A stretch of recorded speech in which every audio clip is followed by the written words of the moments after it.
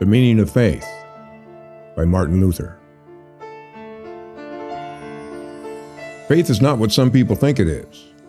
Their human dream is a delusion, because they see that no betterment of life and no good works follow it, and yet they can hear and say much about faith. They fall into error and say, faith is not enough. One must do good works in order to be righteous and be saved.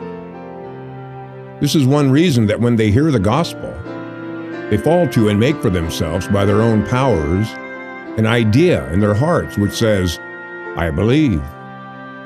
This they hold for true faith. But it is a human imagination, an idea that never reaches the depths of the heart. And so nothing comes of it, and no betterment follows it. Faith, however, is a divine work in us. It changes us and makes us to be born anew of God, John 1:13. It kills the old Adam and makes us completely different people. It changes our hearts, our spirits, our thoughts, and all our powers, and brings with it the Holy Spirit. Oh, it is a living, active, mighty thing, this faith. And so it is impossible for it not to do good works incessantly.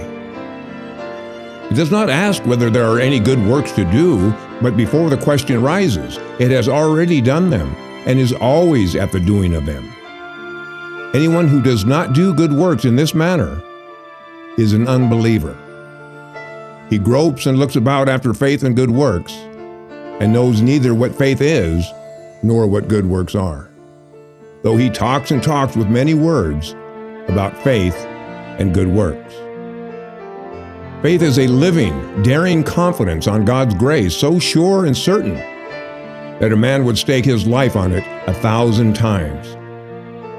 This confidence in God's grace and knowledge of it makes men glad and bold and happy in dealing with God and all His creatures. And this is the work of the Holy Spirit in faith. Because of it, one freely, willingly, and joyfully does good to everyone, serves everyone, suffers everything, in love and praise to God, who has shown him this grace. And thus it is impossible to separate works from faith, as it is to separate heat and light from fire. Beware, therefore, of your own false notions and of idle talkers, who think themselves wise enough to define faith and works, and yet are the greatest fools. Pray to God to work faith in you, else you will remain forever without faith, whatever you think or do.